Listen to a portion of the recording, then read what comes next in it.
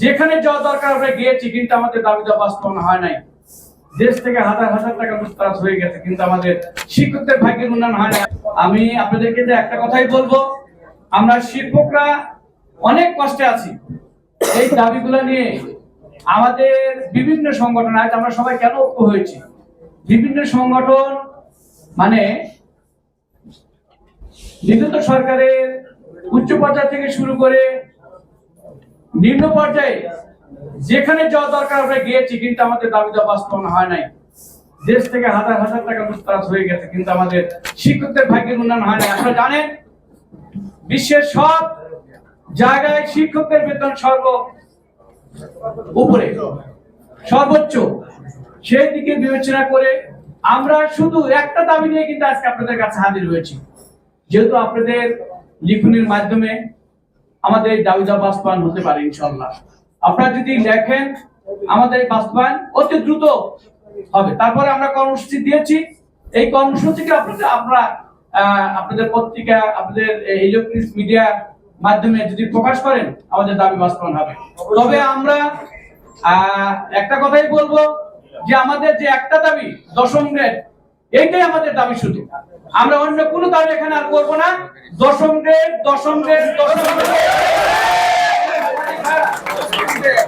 প্রিয় সাংবাদিক ভাইরা, 10ম গ্রেড।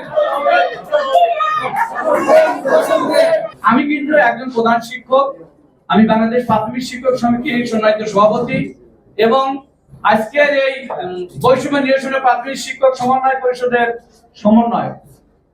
আমাকে ওনারা যে জায়গায় সম্মান দিয়েছেন, আমি নিজেই কৃতজ্ঞতা প্রকাশ করছি। আর বিভিন্ন সাংবাদিক ভাইরা হয়তো আমাকে চেনেন।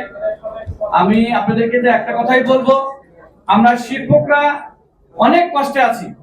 আমাদের ৮৫০০ টাকা স্কেল, সর্বোচ্চ ১৩,০০০ টাকা বেতন পায়। একজন শিক্ষক ১৩,০০০ টাকা বেতন দিয়ে বর্তমান যুগে কিভাবে চলতে পারে? অতএব আমাদের দায়িত্বহীন কণ্ঠে বলছি, সহকারী শিক্ষকদের এই 10ম গ্রেড বাস্তবায়ন করতে যা যা করা দরকার আমরা সবাই একসঙ্গে মিলে করবো ইনশাআল্লাহ।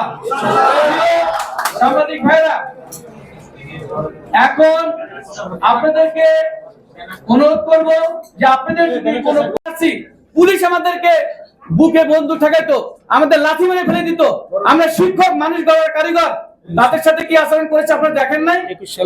আপনারা দেখেন নাই? দেখে কিন্তু আমার সবচেয়ে কষ্ট হয়, আপনাদের মতো অনেক সাংবাদিক লিখেছেন, কিন্তু অনেক সাংবাদিক এই কথাগুলো তুলে ধরেন নাই। আজকে আপনাদের সুযোগ এসেছে, আপনারা এই কথাগুলো তুলে ধরেন। আপনাদের কাছে আমাদের বিনীত অনুরোধ। ধন্যবাদ।